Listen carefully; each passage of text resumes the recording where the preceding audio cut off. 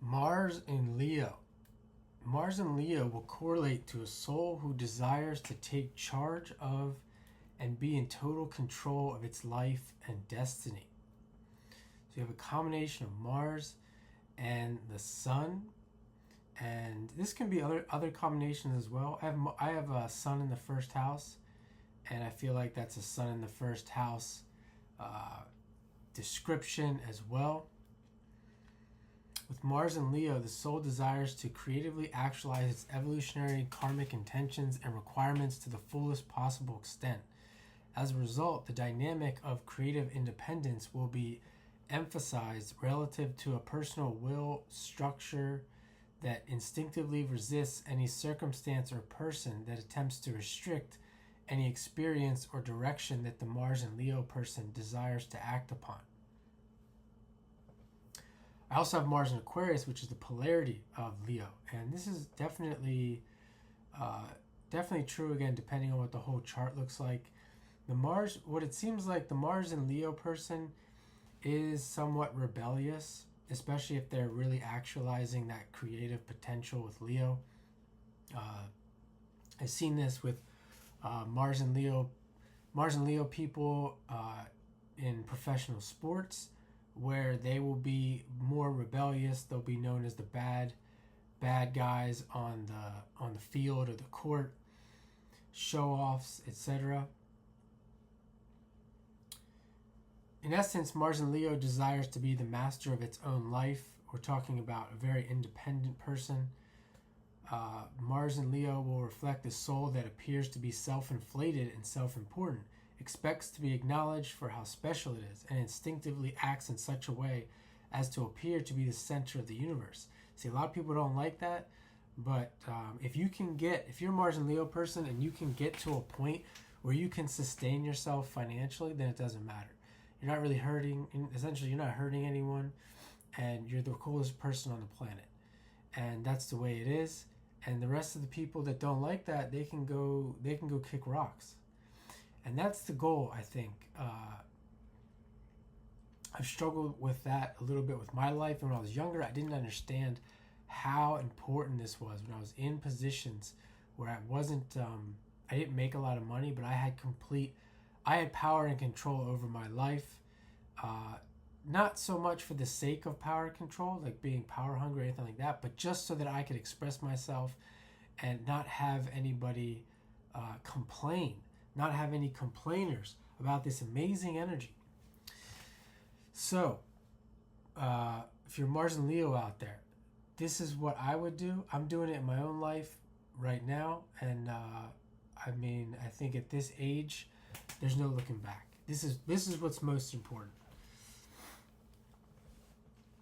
Mars in Leo will reflect a soul that is highly focused, intense, creative, rigid, passionate, dignified, inspiring, narcissistic, and selfish.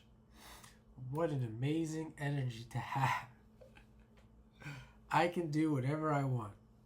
That's the way I look at it. But see, it's not exactly like that. I can do whatever I want. It's that I can do whatever I want because you want to get to a point because I have mastered life in that sense. I don't need somebody else. I'm responsible. I don't need someone else telling me when to clock in and to clock out.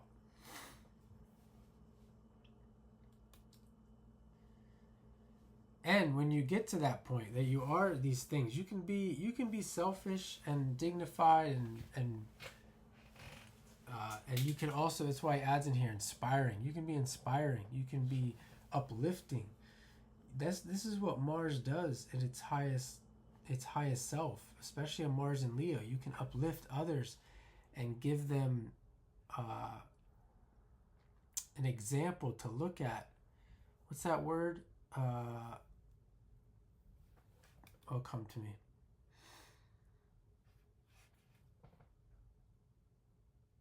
Self-esteem. You can give them self-esteem that, look, this is how you do it.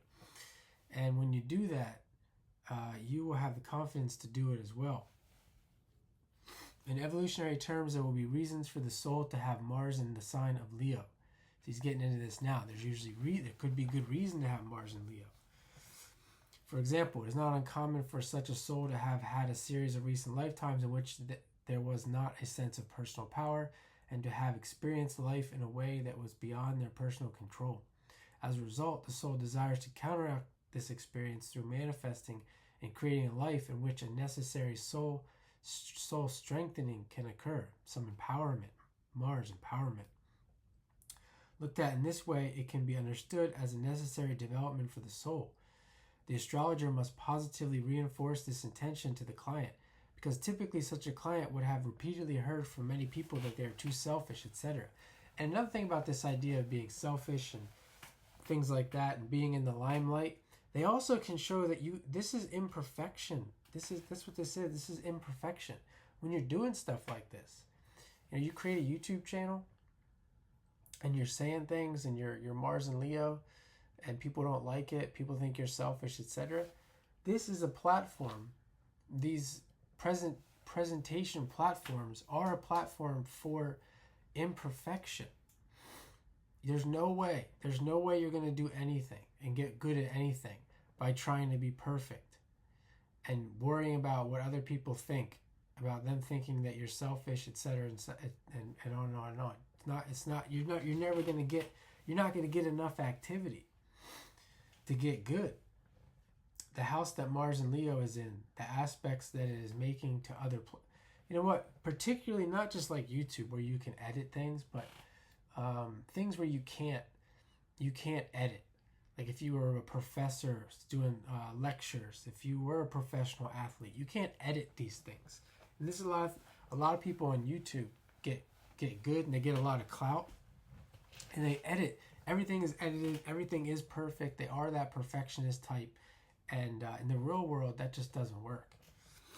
The house that Mars and Leo is in, the aspects that it is making to other planets, and the houses that those planets are in, the house that the sign Aries is on, the house that the sign Leo is on, the location of the sun, the planetary ruler of Leo, will correlate to how and where the archetype of creative visualization of the soul's karmic and evolutionary intentions will specifically occur. So that's the formula.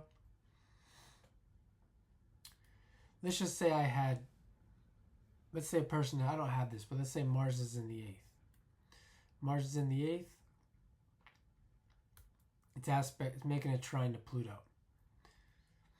And Pluto is in the, what would that be? The 12th?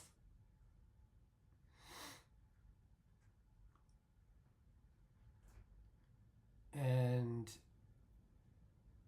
Aries is on the 3rd. And the location of the sun is in the 1st. So you put all them together and that would correlate how the archetype of creative actualization will occur. So that might have something to do with communication, communicating something about psychology, maybe being a teacher of psychology.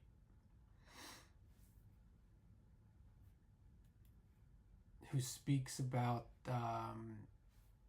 maybe abnormal psychology. Sexually speaking, Mars and Leo will manifest desires of creative self-discovery that will not tolerate restrictions from any external source. The only source of restriction will come from within itself. Any sexual behavior or expression that creates a loss of personal dignity or esteem will be resisted with great force. I feel like I'm kind of in this position here, but I'm not really permitted. As of now, I haven't really been permitted to, either by myself or from external sources, to maintain that personal dignity. I'm not going to get into the details, but because there is no shortage of people on this planet right now who will restrict what he's saying here, who will, sexually speaking, restrict creative self-discovery. They will limit it. They will restrict it to only certain ways, certain people, and on and on and on. Mars and Leo will manifest an intense, deep, passionate, assertive, and narcissistic orientation to the sexual experience. So there's a case where you need to be assertive, you need to be narcissistic in the face of these ignorant people. There is a high degree of focus on self-pleasure. In men, this can correlate to the Adonis complex, where they expect to be sexually worshipped. In women, this manifests as the Cleopatra complex, where they also expect to be sexually worshipped. This can be more of a negative, a lower expression of Mars and Leo, if not understood in that light. In both men and women, there will be a strong focus on using their own bodies as temples of creative self-discovery through autoerotic practices. In men, there is a glorification of the phallus as a symbol of metamorphic power. In women, there's a glorification of the vagina as a temple of birth and regeneration. Many will be highly creative in designing masturbatory practices that allow for deep intensity of psychological, emotional, and physical sensation, the intensity of which serves to renew and release the soul simultaneously. Well, tell that to the consensus, because that is bad. That is something that you shouldn't do, and that is evil. In their sexual relationships, the Mars and Leo person is focused on experiencing their own intense stimulation through their partner. The partner serves as a vehicle through which this stimulation occurs. Through increasing the degree of stimulation and sensation in this way, the Mars and Leo person thus stimulates the partner because of the inner intensity of their own sensations. The specific nature of the types of sexual desires that Mars and Leo desires to creatively actualize can be determined by the actual house that Mars is in, the aspects it is making to other planets, and the houses that those planets are in. The phasal relationships of Mars and Pluto will correlate with how this is done. And by the way, not just in this context, but if you want me to look at these formulas, we can do that in a phone call consultation. As with looking at the birth chart reading and the solar returns and anything else that you would want to look at. I think Mars and the fire sign, he speaks a lot about these things with Mars and fire signs. Because it's an important element in their life, for sure. As their life evolves, these individuals must learn to embrace the Aquarian polarity. In essence, this means learning how to validate themselves from within themselves without constantly demanding praise and recognition. Yeah, realizing that no matter how much you throw it out and throw it out there and look for the attention for whatever reason that you're trying to get the attention, even if it's personal, you're not going to get validation from everyone. It's never going to happen. That's the essence. That's what's so great about understanding astrology, is that you can see that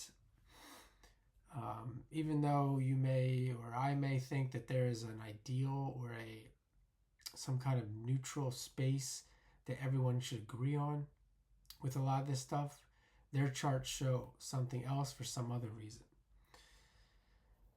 And then there's reasons that we don't know, like karmic reasons of why they can't break free from their limitations.